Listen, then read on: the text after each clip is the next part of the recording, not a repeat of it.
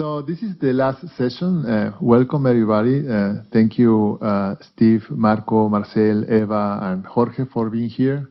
We really appreciate your presence and your willingness to share with us your experiences and knowledge. So thank you very much. And the idea of this roundtable is to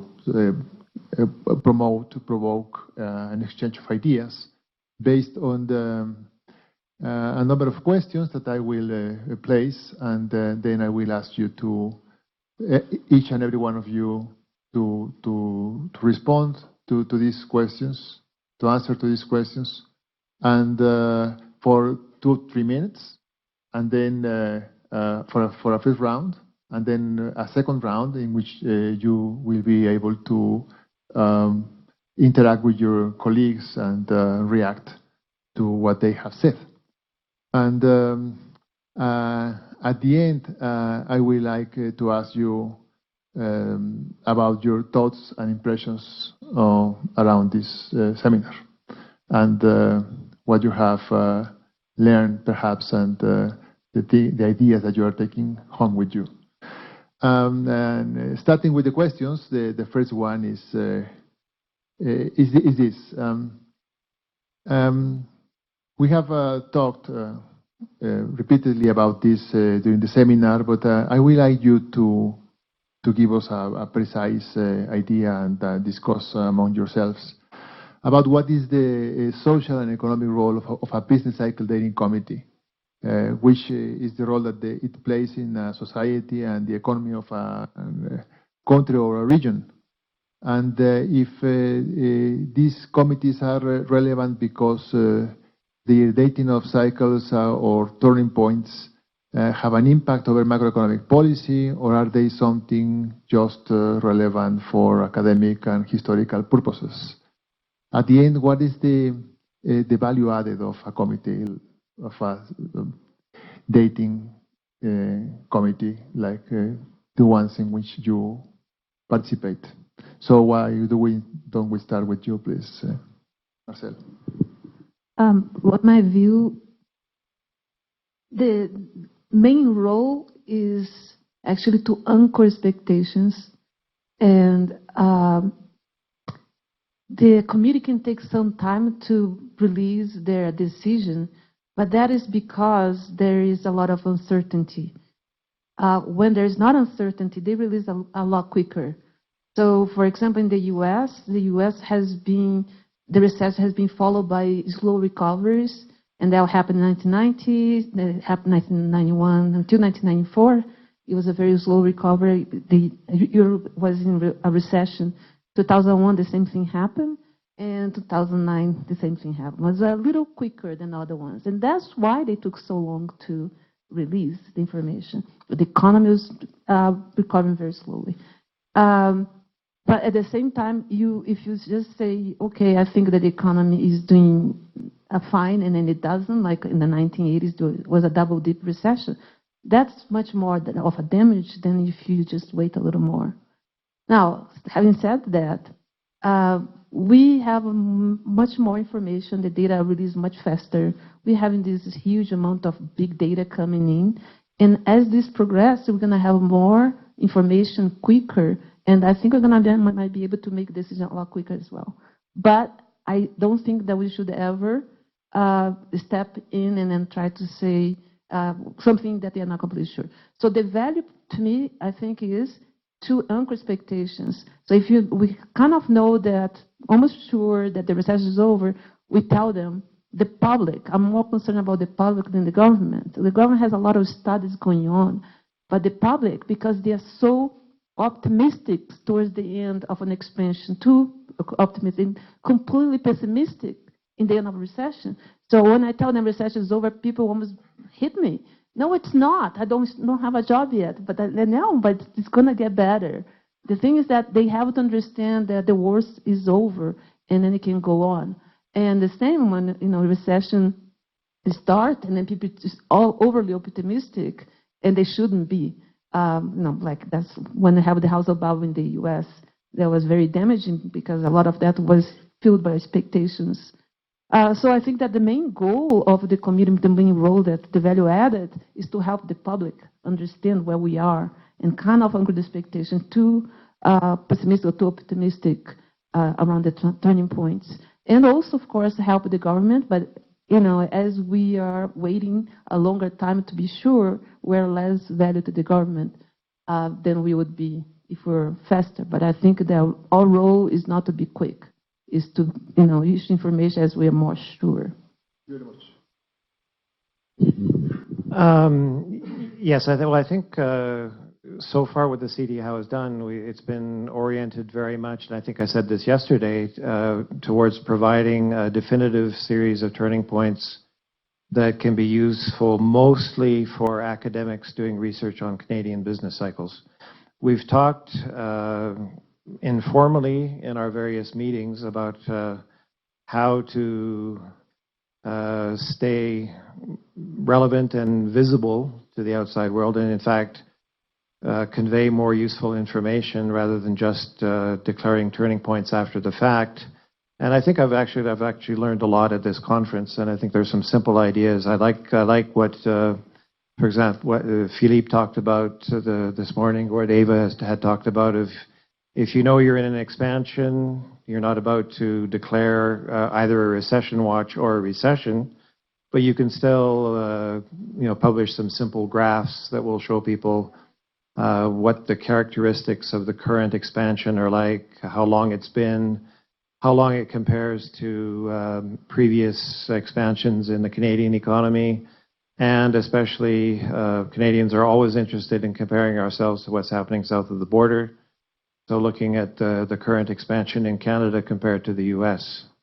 And I think so that would be one way of, as I say, becoming more useful and more visible. We are concerned about the visibility. I was very interested in Jeffrey's talk. He said, well, sometimes we go for 8 or 9 years, we don't talk to each other, doesn't matter. If you're as well established as the NBER, you can get away with that. If you're a really young committee or council like ours, we were established in 2012, you have to worry about establishing a certain amount of visibility in the press and in the public. And there are two reasons. There's always a tension. There's several ideas about coming up with coincidental indicators, or recession watch, and I know it's not part of anybody's official announcements, but things like trying to assess currently the probability of an economy being in a recession. We wouldn't want to do that for two reasons. We want to avoid being seen to be at all political, and we're committed to working on a more or less a shoestring budget. So we're financed by the CD Howe. We're one of very many policy councils.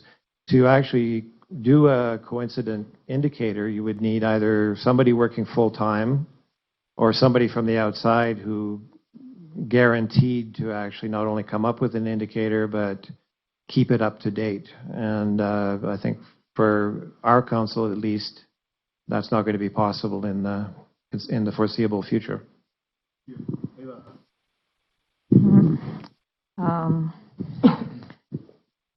So the value added of a committee, this question has to do a lot with what we were been discussing of why not an automatic dating. In my view, a committee is a group of experts that produce a judgment on the dating, on the turning points of the business cycle. So it's a group of experts and they produce a judgment. So that's the value added of the committee. So their expertise has to be undoubted. Everyone has to acknowledge the expertise and it has to be recognized. Otherwise, the dating, anyone can produce a dating. There will be competing ones. And Professor Frankel was very clear on this. You need to have one. And you need to have a recognized authority producing it. And then it's a judgment, so it has to be a credible judgment. There's been a lot of things said yesterday and today that go to the heart of this issue of the credibility. So So the committee has to be independent, transparent, because it has to be credible. But credibility has to be built and has to be maintained. So from the point of view of the committees, we have to be very careful of what we produce so that we still are credible and felt independent and authority. So when we communicate, we do not forecast, we do not judge policies, we are careful with our words. The first mistake will be the last, right? So credibility, once you make a mistake, it's gone. So you have the difficult task of creating a committee. These things have to be designed ex ante, but they have to be maintained.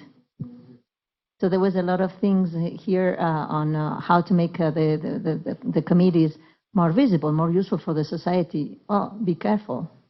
In each country, the credibility, the stock of credibility of the committee is different. So there's many things you can do. So as I explained, we decided to produce this index of coincidence. So basically an activity index with no more explanation. And I don't know how many times it's in the webpage said, this is not used for the dating. Many other institutions produce that. We do not comment on it. We're not, the moment we feel it's a problem for our credibility, we would probably stop producing it. But probably, in our case, the society is more, because they don't pay enough attention to us, we are not that relevant. Maybe it's not a bad idea to meet regularly, no matter whether there's a turning point or not, and produce a statement of, well, we don't see any sign of a turning point arriving now, given the data, analyzing the data. But again, this has to be done with a lot of care.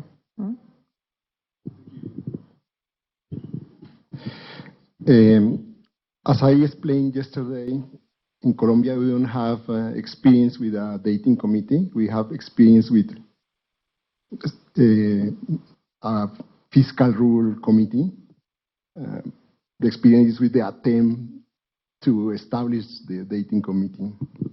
When I was promoting the creation of the dating committee, one hope that I had was that the committee will help in a kind of developing a social learning process. In what respect? At the time, there was a widespread idea that fiscal policy was ineffective, that there was no possibility of using macroeconomic policy to counteract recessions. And despite that, the fact that I know that a dating committee doesn't make judgments about economic policy, doesn't forecast. I was hoping that by having these turning points, the public, policymakers, and academics will learn from the past, from the mistakes of the past. For example, that maybe we could learn that at some point a recession could be counteracted, establishing, for example, an expansive fiscal policy. So that was one hope that I had. Apart from that, I agree with that the main purpose is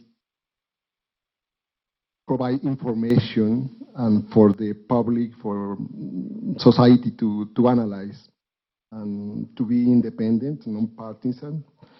Also, the Colombian experience, what shows is the difficulties that we have as a developing country to develop this kind of institutions, especially I will point to two difficulties. First of all,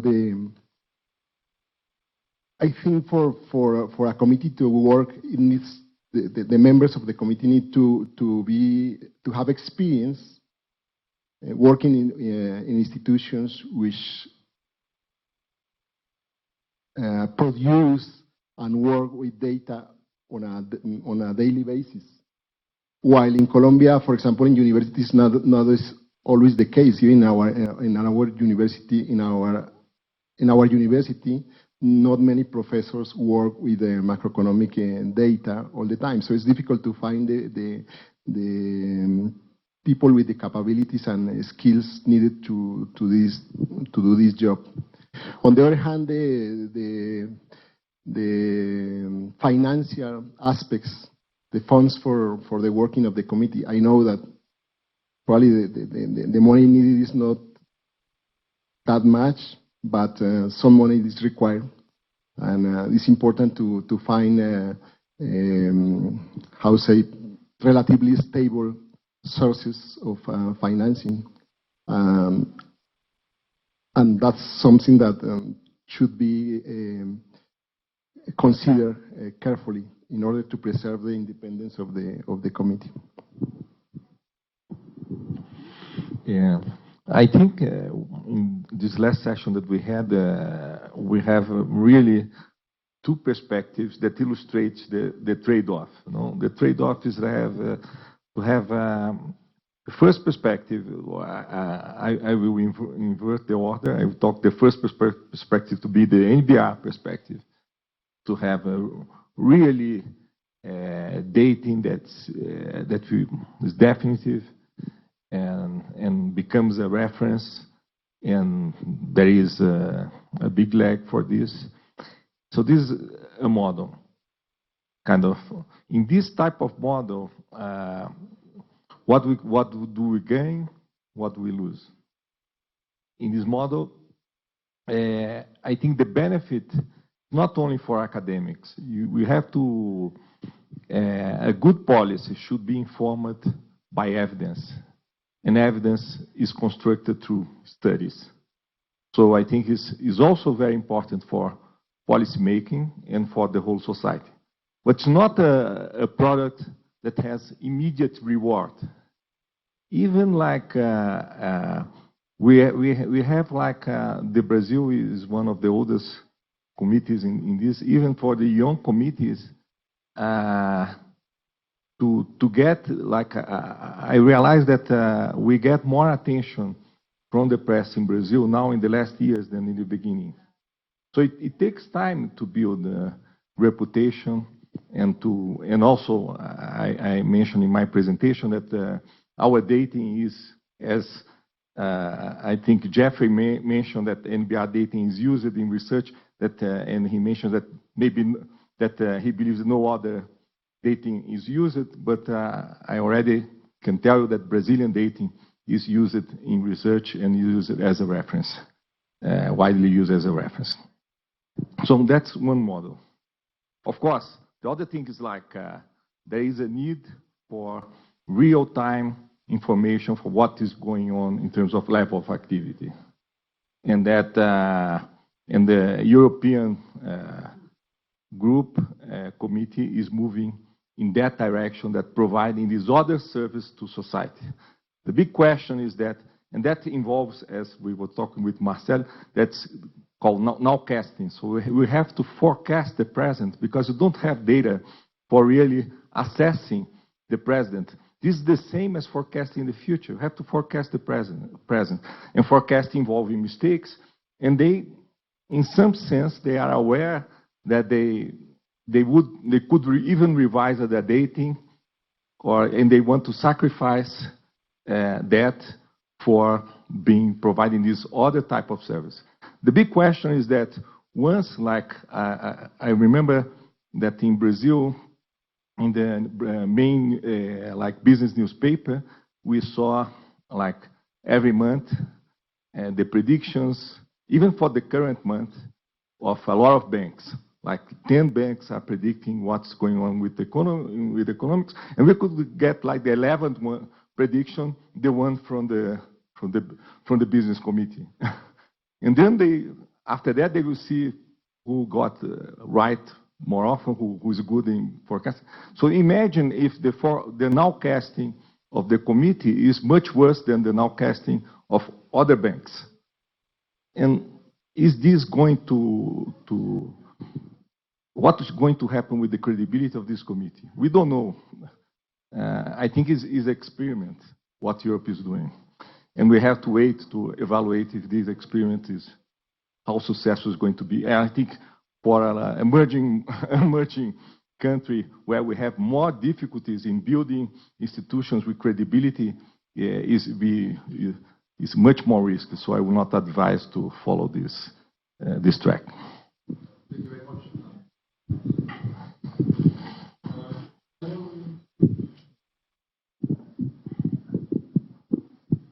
Thank you very much.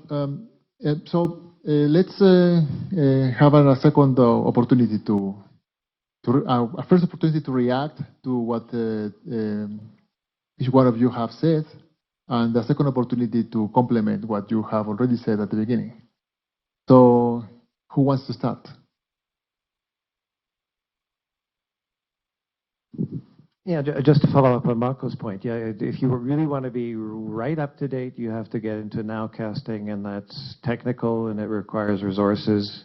I think you can do simpler things. You can actually, we know, and in Canada, we know what employment has been doing up to about a month and a half ago, and what GDP has been doing based on the industry based figures up to about 2 months ago. So it's not really contemporaneous, but it's pretty up to date. And then you can convey that information in a systematic and I hope interesting, and I've learned a lot of ways, I think, of doing that here, interesting and useful ways for the general public. I also have one new point, which is not a reaction, but I think as well, committees like this can have a sort of educational role. Jeffrey, when he was talking, he said that a lot of countries just use the rule of thumb, 2 negative quarters of GDP growth.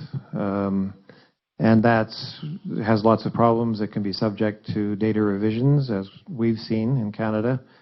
And the idea of actually trying to educate the public that a recession is a lot of other things other than just negative GDP growth in the aggregate, I think is actually a useful function that we could perform. And we've been trying to do that. The notion that breadth is important, the depth is important, and in the Canadian context as well, the idea that what looked like a very mild recession on a national level, the 2015 almost recession was definitely not a recession in Quebec or Ontario, but it was probably one of the worst ones since the Second World War for Alberta. So the idea of conveying the fact that countries have, and I think this has come up in the Colombian case for sure, that their regional disparities as well are important, and you need to talk about them. So I think that's important. Yeah. In terms of the value added of the committee, one of them, of course, is for researchers. And my main research is on dating business cycles, on forecast business cycle, nowcasting. That's the main core of my research. From the seminar of Philippe, I decided I'm not going to use his dating ever again on my research, because he said that it's subject to change at any time. So how can I put that dating on my research, publish a paper, and then they change the dating? So one of the services that it provides, which is for researchers to compare and have a benchmark, is gone. So again, I think that taking the time to make a decision, and that can be the best decision you can make, given the information that you have, and make that definite, is a very good service to society as well. On the other hand, what the Spanish committee did is they issued a preliminary dating. So they are not sure, and they said this is preliminary. So that's a solution that they found, which I think is very useful. So it's not, instead of revising the future, just saying this is preliminary because it was very odd recession or odd times, and we're going to review it. But make that as a rule to start with in the committee, that they can change the dating anytime. It just always take away the credibility again of the committee. Thank you very much. Eva, you want to comment? So, building on this, provided that the committee is perceived as credible and it's as the authority on dating the business cycle, then this educational role is important. And it can be done in many ways. So in the webpage of the dating committee, you can have explanations and technical explanations for the general public of what is a recession and what is not a recession. But also when you communicate the dating, then you can do a pedagogy. Not every recession is the same. This one in particular was this and that. So when we declared that the dating was preliminary, we waited, and then more than a year after, we declared, we find this definite, the dating is definite, we declare it's definite, and in the press release, what we said is that, well, the recession ended, we confirmed that, but the recovery is being very slow. I mean, finishing a recession is not the same thing as going back to the starting point. And looking at the labor data, it's going to take for a while. Because the perception in the society at that time is that, well, we don't care whether the recession is over or not. We are unemployed. And, you know, you cannot come with a... So these are moments for pedagogy that a committee that has sufficient recognized authority independence can do. And it's a clear service to the society. Thank you.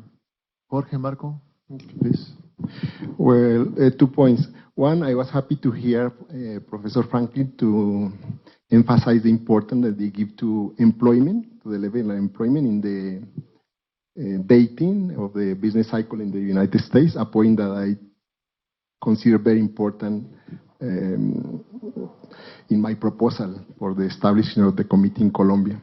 The other thing is that I think the Mexican case will be followed closely in the rest of Latin America, including Colombia, and I wish you are successful in establishing the committee because it could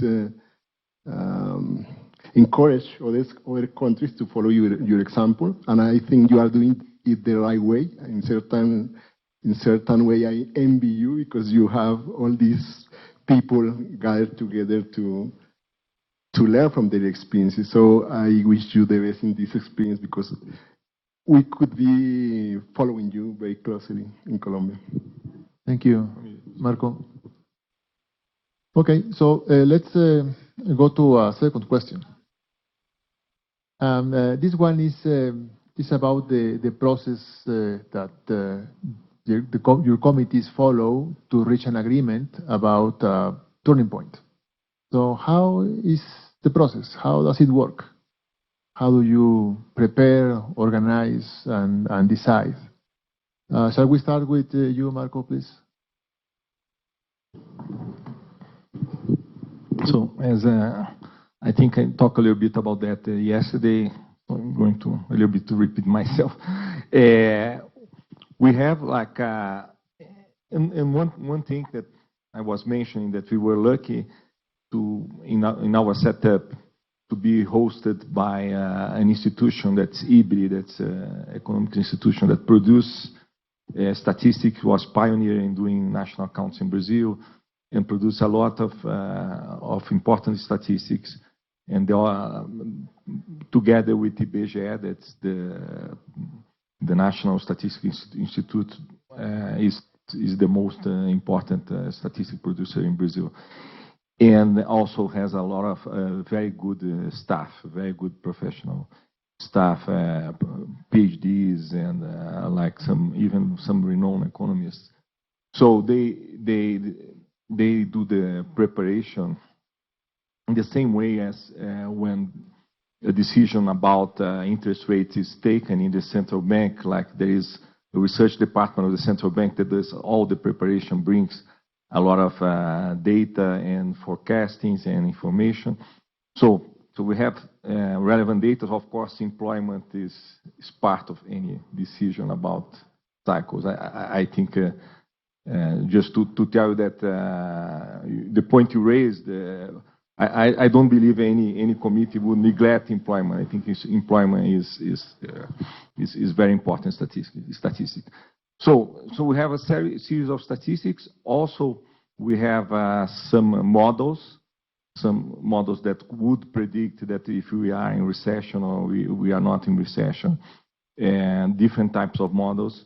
And these models are applied to several of the most relevant series. Sometimes when we want to date, like monthly is a little bit more tricky because the GDP we have produced only quarter, and then we have all the coincidence indicators for the month, and the datings of the coincidence indicators for the month, often they give different months, and then it's going to, that's the most tricky decision to decide that each month is a turning point when you have different indicators given different months, and then that requires a lot of discussion and judgment in deciding, and that's why we cannot substitute a committee only by an algorithm. Thank you very much. Jorge, you don't have a committee properly, but do you want to comment on this? Sorry? Do you want to comment on this question about the process of a committee agreeing on a turning point?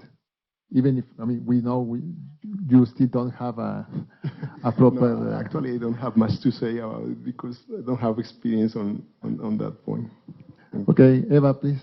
So in our case, I actually thought we were extremely informal, but then after hearing how the NBR is done, I think we're fine. So to tell you the truth, the only turning points that we have dated, we dated all from the beginning. So since we produced this temporary, then we declared it definite, we haven't dated any more turning points. But still, the decisions of those turning points that we declared were controversial within the committee. So basically what we did was to, through email exchanges, agree on what data to look at, and then gather the data. Then produce simple graphs, and then open the discussion. And some would pay more attention to one series, some would pay more attention to another. So we had long email exchanges with lots of Excel sheets with graphs attached, and then we met a couple of times, and that was, we reached a consensus. Pretty much like Professor Frankel said, we started with disagreements. But we managed to share the info and the arguments and the narrative that we published, which is not explaining the causes of the recession. It was explaining the reasoning behind our decisions, was completely agreed upon. So the chair wrote it, but we all edited a bit. It was full consensus. Yeah. Thank you very much. Steve?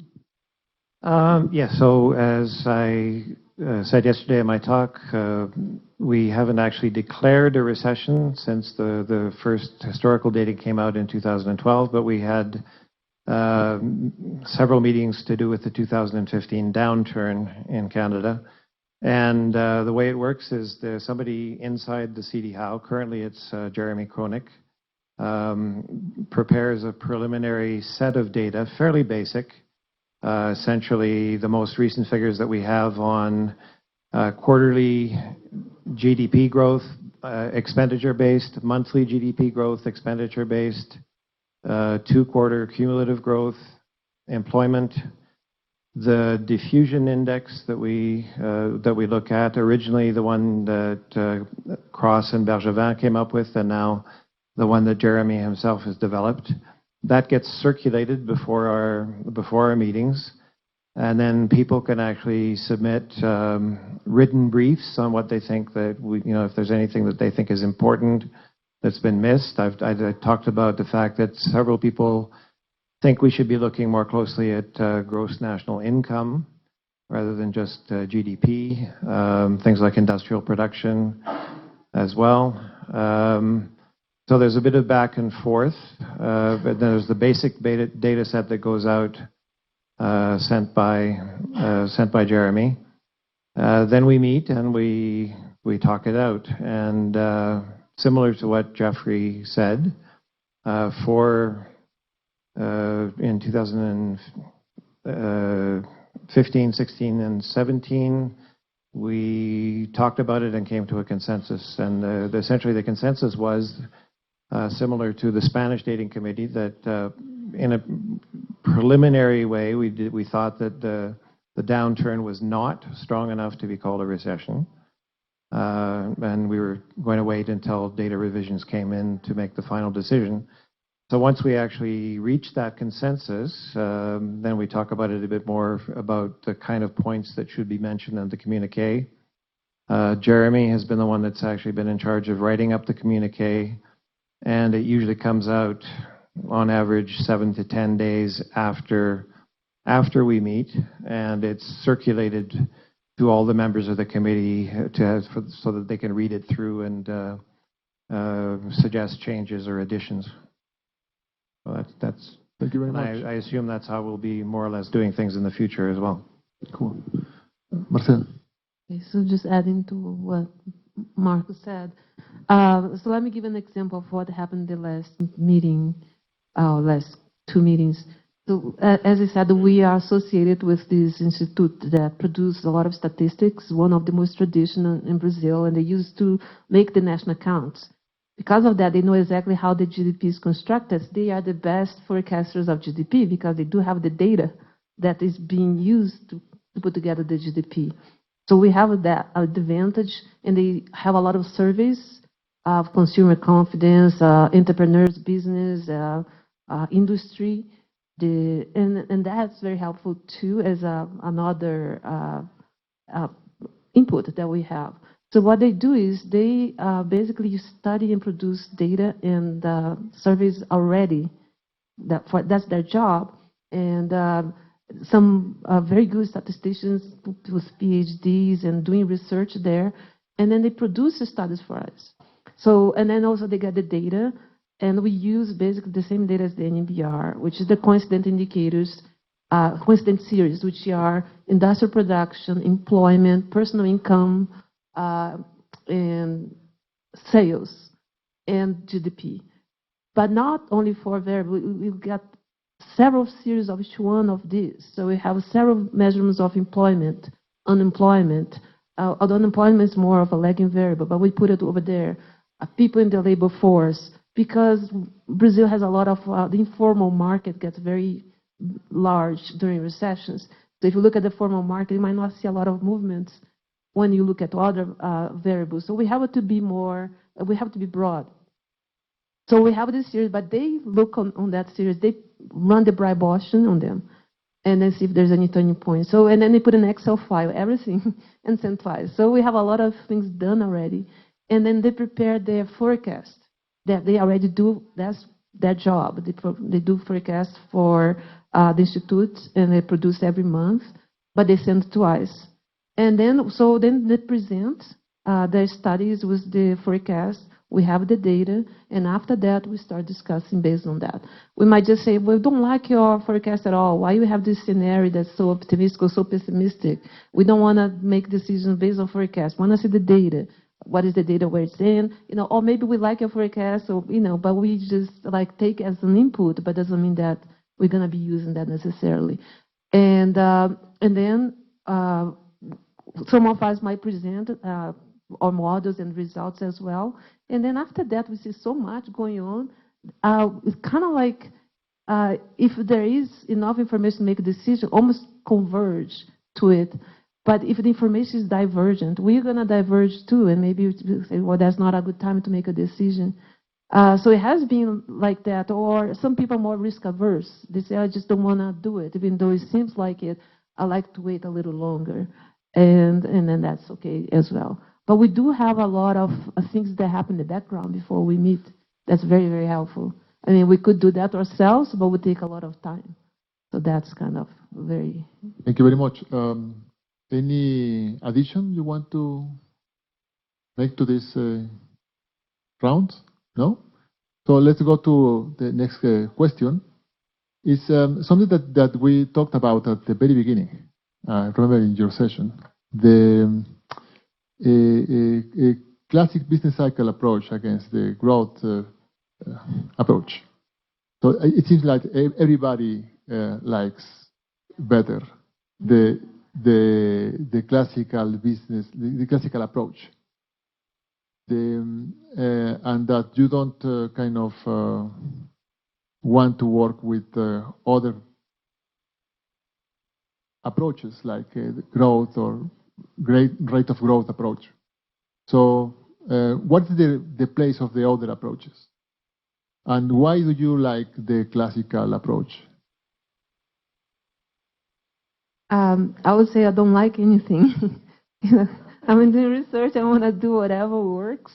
It's just that if you want to apply the NBR rules, they are made for the classical business cycles with the trend. So if you apply Briboshan to the classics, you know what to expect. It's done for that. But if you apply Briboshan growth cycles, it's not made for it. There's a lot of volatility in the growth cycle. So you're going to be finding a lot of false turning points, or you're going to miss some turning points. You have to write a code that's specific for growth cycles. There are codes like that. OECD does it, isn't it? But they probably have a special code that they adapted for that. So you cannot just take the classical Briboshan, the one that we use is Mark Watson. We have other ones from Harding Pagan too. I have my own too. But it has to be adapted because everything, the frequency, the number of turning points is made for the classical cycle. And the other ones are a lot more noisy. Now, what I think is that you have to make a decision. If you start like, okay, we put this series, we run the Briboshan in the level, and that's what we're going to use, it's consistent. But if you mix the classicals, the growth cycle, you're going to be having a mess. And that's what my concern is. As I was saying, I work for the state of Rio Grande do Sul in Brazil, building hundreds of indicators. They want constant lead indicator for 14 sectors. And they want to have leading and coincident, and to be done in 6 months. So we had a team of people doing it, and then they were asked, oh, should we do growth cycles or because the series are very short too? I'm like, okay, let's do both. And then when we saw what happened, it was just a mess. I was meeting with them for 4 hours on Skype trying to find the turning points. And we couldn't find because they were all over the place. What I'm saying is that don't mix growth cycles and classical cycles. Choose one and stick to that and use the methods that are proper for each one of them. So when I use growth, I put it in a model that tells me what the turning point is because it's much harder to do on growth cycles. Not for Europe, because Europe is much more stable, but Brazil is not, Mexico is not. So you're going to have a lot of volatility, a lot of outliers, and this code is going to get up on those, and then you're going to make mistakes. Okay, thank you very much. Steve? Yeah, I think our initial preference for the classical approach was because it essentially, and I'm going to have a very strong qualification in a minute, it gets you out of the necessity of having to model trends, either with a theoretical model or some sort of filtering approach. This is actually a subject that's come up in discussion a couple of times at our council, and it really jumped out at me when Jeffrey was talking this morning. So the NBER, a theoretical approach where a recession has to involve some sort of downturn in aggregate production, i.e. GDP, is fine, but things are changing, and they're changing in Canada because the growth of the active population and the population overall is slowing down. So he mentioned China, Australia, as outliers in one direction. They haven't had recessions for over 2 decades because their population growth and the growth of their labor force is very high. But in Canada, we're faced with labor force growth that's slowing down, so that's going to change the nature, the frequency potentially, and the nature of even quote-unquote atheoretical business cycles. So the interaction between demographics and the cycle is certainly an interesting thing. And since this is a multinational conference, and different countries are faced with different rates of population growth, immigration, and so forth, So it's going to be hard to actually avoid talking about the interaction between these two things. And if you want to talk about it, how do you do so without some kind of theoretical approach? It's not easy, I don't think. For us, it was no discussion. So we were clear we didn't want to make a methodological point or open a methodological discussion, but rather provide historical dating of the business cycle in Spain that would be for good. And we created the dating committee in Spain after the one of the CPR for the euro area, which dated in levels, the classical business cycle, and which mimics NBR. So the comparability to the European dating was obviously important for the Spanish dating. That was, I cannot even remember having a long discussion on this. We probably decided, well, let's start with the NBR and CPR style, and that felt good enough for us. But also, in the communication, it's simple. So this accumulation of GDP growth, the GDP gains and losses is simpler. So, well, communication is an issue. Jorge. Well, my sense is that the committee should allow the use of different approaches to the measurement of the business cycle. My own experience is not in the dating committee, but in the fiscal rule committee. In Colombia, an official approach was adopted for the measurement of potential GDP. And I think one difficulty of that approach of having an official methodology is that it doesn't allow for diversity of specializations and theoretical views. So I wouldn't use a specific approach officially. Thank you. No, in our committee, we never consider any other approach other than the traditional business cycle approach. But some thoughts about that. No, logically, it seems like that doesn't make sense. The traditional one. Why we are obsessed about the zero? No, something below the zero is the recession. Above the zero is a boom. And then the example of China was very illustrative. But I think at least for our societies, or for most of society until now, we are worried. It's not about the zero. If you have a recession of minus 0.01%, that's also not like a big recession. But usually when we have a recession, we tend to have big recessions. As I mentioned before, I think society is worried about this state that is a state of crisis. And is a state that's very stressful for society. And I think that's what we chose as our object. So let's study and date those stressful periods. Of course, we have problems, for example, in Brazil. Now we have low growth, and people think that the recovery is low, and people think that even our long growth for several structural problems are going to be much less than in the past because of productivity is low if you don't have structural reforms.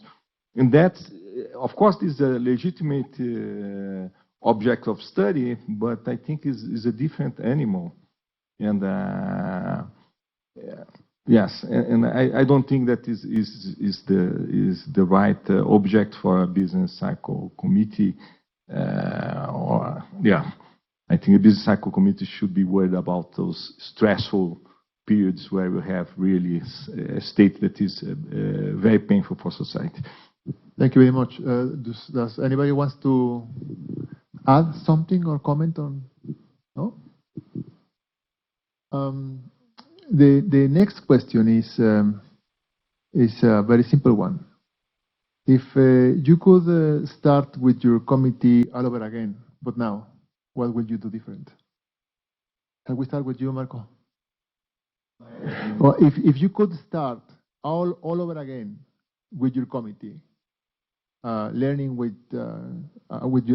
considering your experience accumulated until now, what would you do different if you start your committee again?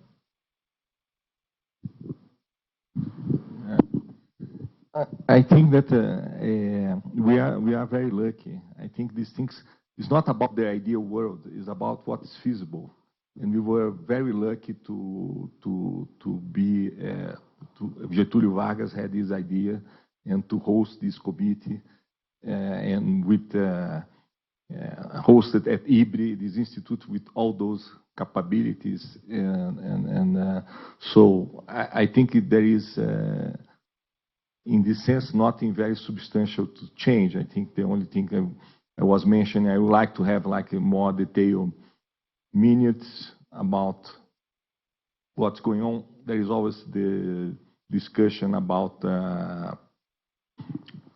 having a better web page, or we could have a better web page. We don't have a good web page, but I don't think nothing very relevant.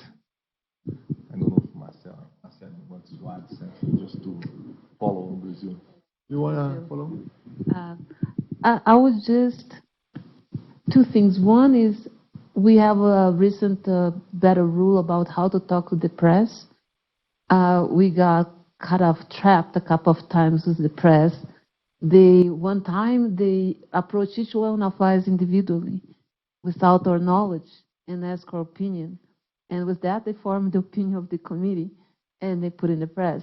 Each one of us saying something. And we ourselves did not know the opinion of each other. And of course, what we say is based on what was happening at that point, not opinion of the committee. So that was one thing that they did. And other things, the press tends to twist whatever you say to be whatever they want to say.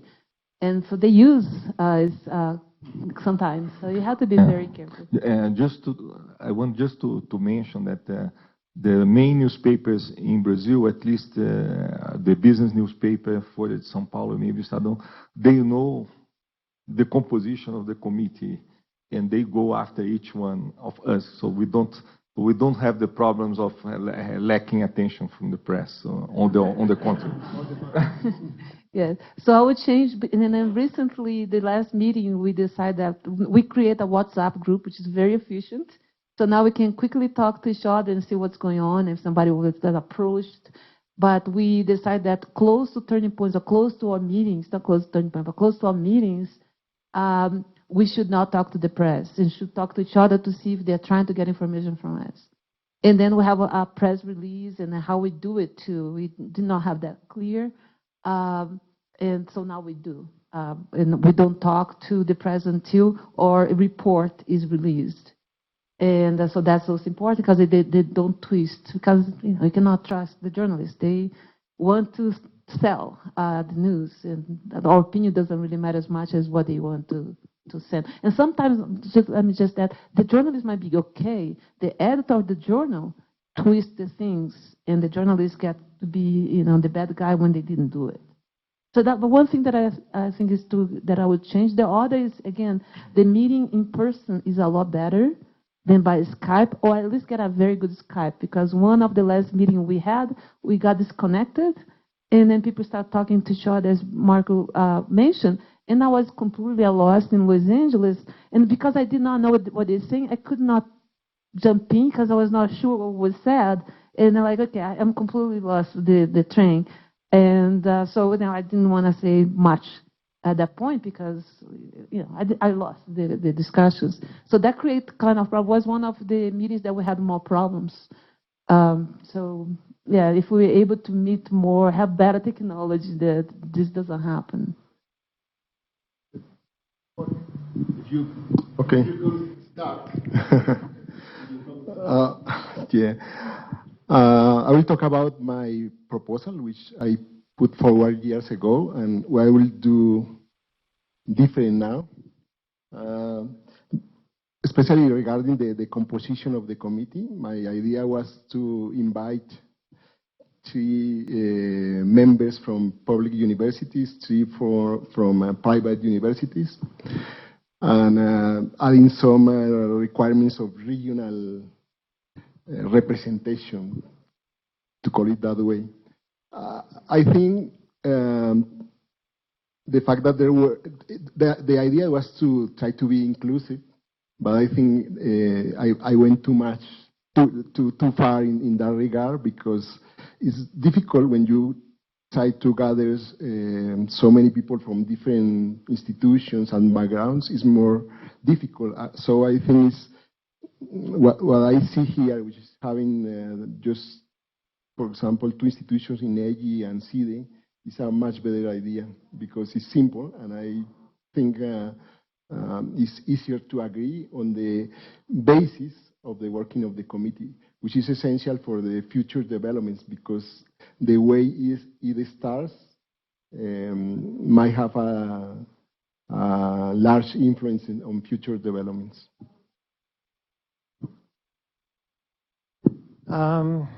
I think the way we've gone about actually, or the methodology for declaring turning points, I think I'm quite happy with. I wouldn't change much there. There's quite a few ideas that I've learned here that I'm going to take back with me in terms of how easy, simple ways of staying visible to the public by communicating things like the state of the current cycle and so forth, which we could have been doing since 2012. We probably should have. In terms of press relations, I think we had it pretty much right from the start, because there are older councils like the Monetary Policy Council, which I'm also on, which where we actually there are 12 members plus the president of the institute, who's the chair. We meet the week preceding the Bank of Canada's interest rate announcement, and we actually advise the Bank of Canada on what it should be doing. So the meeting usually wraps up at 12:30 on a Thursday afternoon. The communique doesn't come out until 2 o'clock in the afternoon. Everybody knows that they're sworn to silence. You know, if the press calls, the answer is wait for the official communique to come out. And for any dealings with the press thereafter, make it very clear right off the bat that you're speaking for yourself and not for the committee or the council. In terms of technology, this is something that I and Jeremy and others have been trying to change since 2012. We're actually still somewhere, I don't know, mid-20th century. We have audio conference calls. We even haven't yet made it to Skype or Zoom or anything. And people say that 85% of communication is body language, so that I think that makes things more difficult. So we keep trying. Maybe within a decade or 2, we'll actually have video conferences. But then you will have holograms or something. So in our case, I think we did very well to be careful to be independent and transparent. Having the Spanish Economic Society creating the dating committee and nominating each of us. So I think that was well done. If I were to do something different, I think we were too humble and we need a research assistant for keeping track of the data that we use in each meeting, for example. So some logistic help, which the Spanish Economic Society can provide. We should have asked, and we will ask. And then the other thing is, I think in your case in Mexico, you're extremely lucky to get all these expectation from the public as well. It's a good thing, and it's a curse as well. We appeared when the academic community felt the need, when the researchers in business cycles felt the need to put some order some discipline in the dating of the business cycles. So we were very welcomed by the researchers community. The dating is used not by everyone. I mean, every now and then I bump into people using their own dating, knowing that there is a dating there. But we are irrelevant for the general public. So we should have, from the beginning, designed a more efficient way of getting our statements out. Yeah. Thank you very much. Any additional idea you want to put forward? No? Let's go to the next section, which is basically asking you about your general thoughts and comments about the seminar and what have you learned, what are you taking home with you, and your general suggestions for the project we have here in Mexico.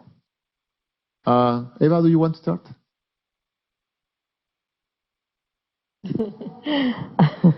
I was thinking that I should apologize for having been so vocal.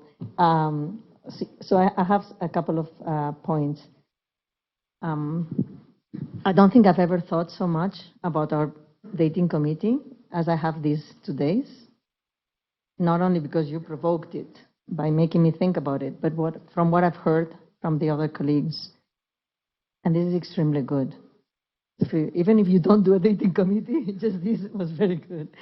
So I have a suggestion, which is each of us, I mean, I think it's important to acknowledge the good work in other dating committees. So I would suggest that each of us, in our own web pages, we put the web pages of the other dating committees. Because each of you do better job than us in some aspects, so that people can check. That is one. And another one is, because this is not a daily business, the dating turning points, there's no need to gather often. But how about having a conference on dating business cycles every, I don't know, 2-3 years? And having all dating committees involved in the organization, whichever shape, with research papers or the small panels. We don't need to be reinventing the wheel every 2-3 years, but maybe having a panel of exchanging experience is not a bad idea within a conference. So I've learned a lot. I've done a lot of stuff.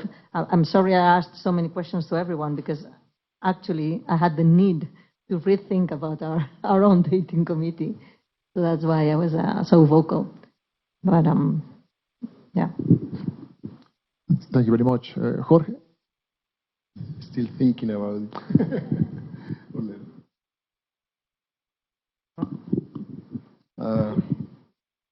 Well, I learned many things, but especially how the committees work, the importance of credibility, the importance of having capable people working in the committee,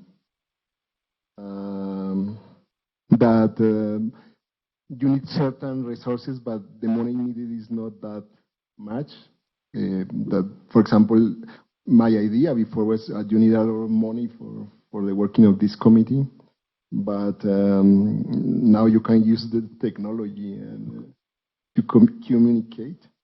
The importance of independence from the government. What else? The importance of having a strategy of communicating the results of the working of the committee. And also, I think one of the most important things in my view of having a committee like this is the educational impact they may have on society. Not only in how to say, academic terms, which are very important, of course, but especially for understanding what a recession is. And you know that in society, economies and the public has different views about how to face a recession. But by having a business cycle dated could help a lot to improve the quality of policy making indirectly. So that for me is very, very important. Thank you very much. Steve, would you like to follow?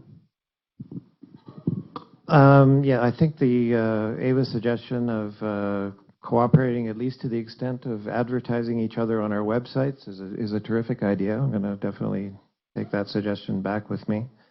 Yeah,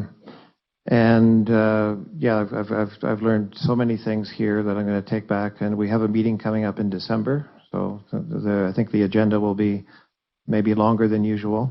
And I think second Ava's suggestion as well, that it would be useful to have periodic meetings just to update each other on how our thinking has changed and what progress we've made, what changes we've made, and so forth would be great. And I think Ava basically said everything I would have wanted to say, but it is true that I haven't thought as long or as seriously about some of these methodological issues until coming here. So I really appreciate it. Thank you very much. Marco, would you like to comment? I think it was also very useful those 2 days of discussing cycles and interacting about, of course, you guys in Mexico have provoked us a lot to think about things, and in my case, also to organize the material of all the meetings we had in the past is something. I think Eva's suggestions very good, that we should have a meeting once in a while and to have the links in the web page. And I also would like to ask you, I think it would be useful for all of us if you organizers could share the material presented to us, to the dating, to the committees. Yes, you can count on that. Yes. No problem. And thank you very much for the opportunity. Good luck, and also we continue not only here. We are here interacting, giving suggestions, but any time we want to. In fact, this extends to any committee. We should talk more often to each other, not only every 3 years, but to maintain contact more often, and any time one wants to discuss something, and we could reach each other for discussion. Thank you very much. Marcelle? Yeah, I learned quite a bit. I had no idea what the CPR was doing, so that was very news for me. And at the same time, I understand more what you guys coming from in terms of talking about recession watch and forecasting, because you're mirroring to the experience that they are proposing to start doing. And that was, a lot of food for thought. Like, I post on my webpage, and I have at the Federal Reserve Bank of St. Louis, the recession probabilities posted every month. So we do have that, a recession watch, but not the committee. It's me, my research, who's my co-authors, because I work for the bank as well. Alana Fed also had that as well for a while. And I know what happens because I get a lot of emails from people from the stock market trying to, squeeze information and distort information. And if you Google that, you see a lot of controversy that happen. Even people talking on talk news about recession probability being very high because it went from 2% to 4%. And I was like, no, that means that we have 98% probability of expansion. No, they just look at that increase from 2% to 4%. So it's a very risky, and I just want again to emphasize that I don't think you want to take that risk and put that into committee. One thing is for them to use the probabilities, and I can debunk them and talk to them. Because I did. It was like 3 a.m. when I started getting phone calls, and I was working on a paper, and I said, did you see what they're doing? And then I had to write, and then some bloggers start posting everywhere and kind of debunk what they were saying. Because that was right before the election, too. They were using that for the election. So anyway, you don't want to be used like that. For me, it doesn't matter at all, because they're promoting my webpage, had 5,000 hits in one day. Like, okay, I don't mind because, it's my probability that's being used. But the committee, and that was for the U.S., not for Brazil. But if the committee has this kind of exposure of being, like distorted by the media or by investors, you're going to lose credibility. Like they lost credibility because they were using the wrong way the probability. But, you don't want to do that, bring that to the committee. And again, this is for the U.S. For Brazil, I don't even do that for conflict of interest. Great. Thank you very much to all of you. We still have some minutes, kind of 15 minutes for comments from the public. So, Julio. Well, I want to thank you, all of you. Very interesting presentations, very important thoughts and good proposals. A lot of food for thought that we're taking back. And I want you to ask a very particular question regarding the specifics of your own setup in your different countries for the different committees. I'm interested in the institutions, the human capital that it's available in the different environments. Each of you have different academic communities, the public authorities and the expertise in terms of economic analysis, participants from private institutions, and of course there is a National Statistical Institute in each of your own countries, no? So we do have Statistics Canada, INE in Spain, and DANE in Colombia, and of course you have IBGE in Brazil. So my question goes regarding or taking into account the whole institutional setting, all the different actors that are in your own countries. What role would you see or do you think that the Statistics Office should play or plays in terms of this committee? I mean, one corner solution would be that the Statistics Institute does everything and does the dating of the cycles, or it does nothing. I mean, it just provides the figures, the numbers. Or it could actually provide some kind of services to the committees. It could buy, for instance, a secretariat in order for the committees to work. But this has to do with the infrastructure that each of the institutes has, the credibility, the whole aspects of their own countries. The case of Brazil is interesting or special because you have IBRE that has a special role. So, but I want you to think about your own statistical offices and how you could relate in terms of these committees. Thank you. Who wants to start? Steve. I think we're more or less happy with the relationship we have, which is that Statistics Canada feeds us the data and we use it. But I think in my talk yesterday, I mentioned the fact that, and I'm sure it's the case in other countries as well, I think one of our roles as well is to act as one of the pressure groups or interest groups asking Statistics Canada for things like when they revise their series to revise them back further in time. So I think that's our main interaction with Statistics Canada. They're generally speaking a pretty good statistical agency. In terms of human capital resources, in terms of macroeconomists, we have quite a few in Canada, but people who would be suitable and have the expertise to sit on something like the Business Cycle Council there's not more than a couple of dozen, I don't think, that I could think of. So it actually becomes, in terms of, there's been a lot of discussion over whether there should be staggered terms, how long the terms should be. I mean, even in the U.S., where there's a lot more macroeconomists, there are a couple, Bob Hall and Bob Gordon, that have been there since 1978. But it would, I think, if we had fixed terms of 4 or 5 years and they were staggered, it would be after a couple of iterations, I think we might find it a bit difficult to find new people to sit on the committee. So I think the message there is that it should be flexible.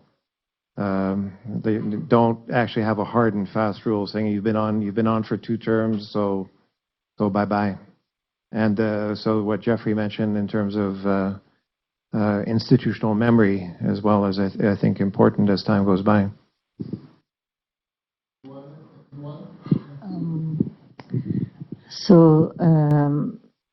We are users of INE, but we're not even in contact.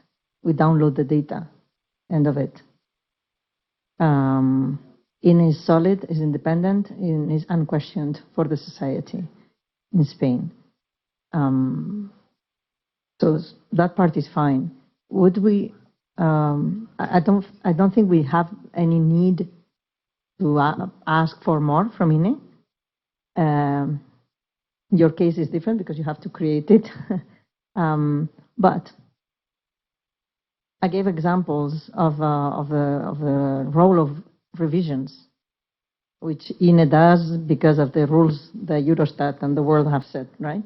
It's not that they do it on purpose to make our life difficult, but it affects our business.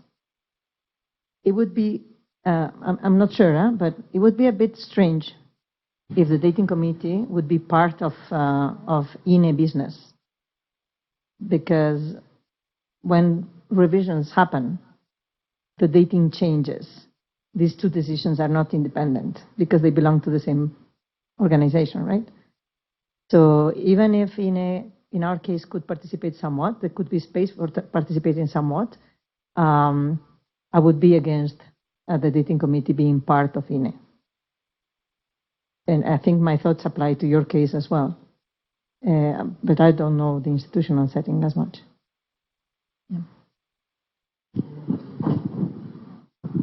Yeah. In the case of Brazil, it's interesting because IBRE was in the beginning the Brazilian national statistics, although being private, it was created by the government and made the national accounts, the price index and everything in the beginning. But I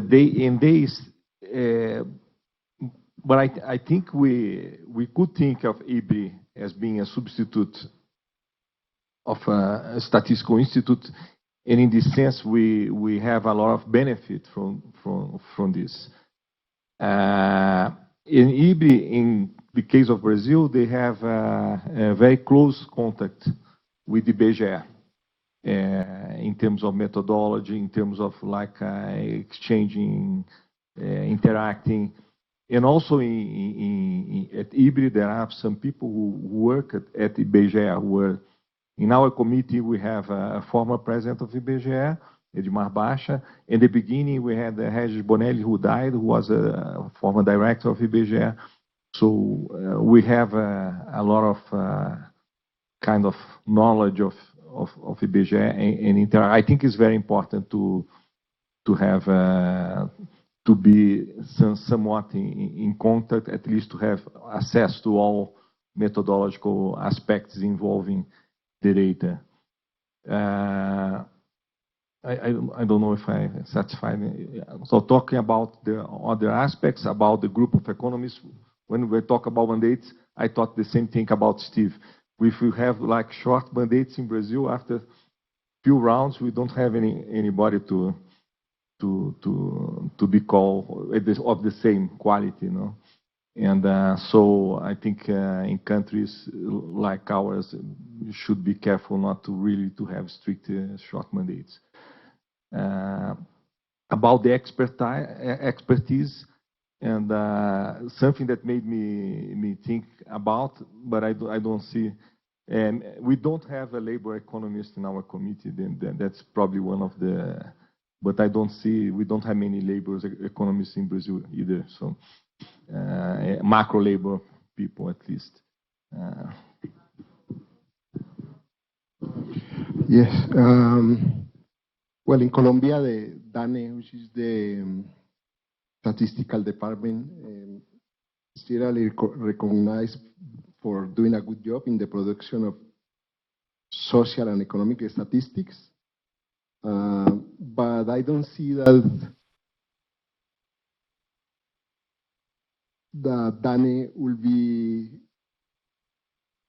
even accept the possibility of dating the business cycle, because it's a task which is kind of relatively aside from the traditional working scope of the institution. But I think in terms of credibility, it has the credibility, it has the inputs, the statistical inputs that could help the committee to produce the dating. I think it could be a good idea for the statistical agency to have a role in the committee, but not being entirely responsible of producing the dating of the business cycle. I'm sorry, I forgot to answer in terms of capacity or so in Spain there's plenty of macroeconomists and time series specialists and specialists on data and conjunctural analysis. If we actually our thought at the beginning was to suggest a rotation. The Spanish Economic Society didn't impose it, and I think we could have plenty of people to choose. Also, generational changes are good.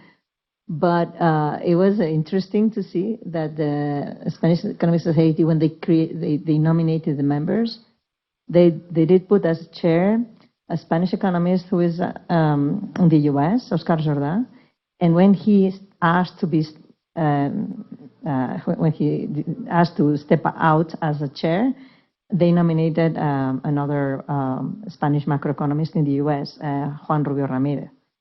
So basically, the criteria was reputation, well-known reputation. There are two, of the main macro people we have in Spaniards, and that was an important criteria. Okay, in terms of statistics, I would say that it would be the best if you can have some sort of liaison of the institutes that produce data and make sure that they offer the data for free and make it available easily. So when I worked for the central bank, we were building indicators of inflation, indicators of the economy, indicators of the economy. And the data in the central bank was different from the data from the IBGE, which was different from the IBRI. And so we were able to get an account. And we all had the password, the researchers that were doing it. And we were able to catch, you get a little bit of each. It wasn't like one place had everything that we needed, because when you build indicators, you want to have everything possible at your disposal. Then you start choosing what's good and what's not. And that worked very well. And then we just realized the central bank has a lot of data, but totally disorganized. The data in different sessions, and then they do not communicate with each other.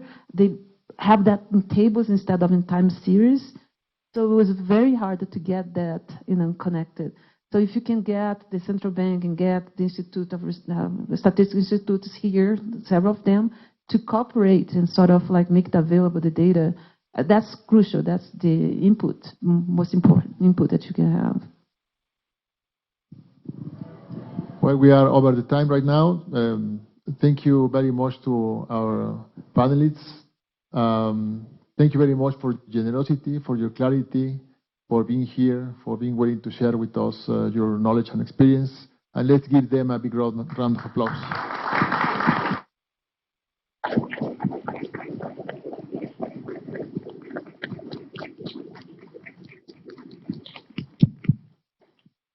Solo para cerrar, aquí la presencia del doctor López Ayón, por Tata ella, no sé qué decir un par de palabras para cerrar.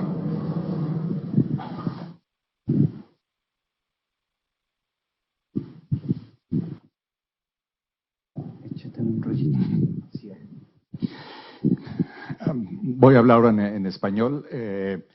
Básicamente voy a repetir el preámbulo que hice en mi pregunta, agradecerles a todos ustedes la presencia, el compartir con nosotros lo que ustedes hacen. Hay similitudes, hay diferencias que por supuesto nos llevamos cada uno de los participantes aquí y en especial el grupo de expertos que hemos convocado aquí en México para que piensen y nos hagan una propuesta.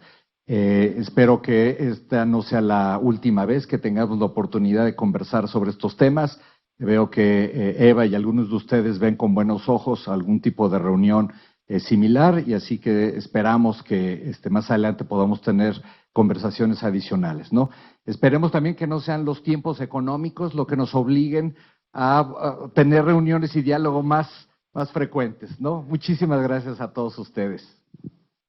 Y bueno, a nombre del CIDE, agradecerles su presencia. Ya he estado enterado de que han tenido conversaciones, debates, ideas importantes. Simplemente decirles que el CIDE está siempre abierto, que es su casa, que se sientan invitados permanentes para este u otros diálogos, y que con INEGI esperamos seguir trabajando.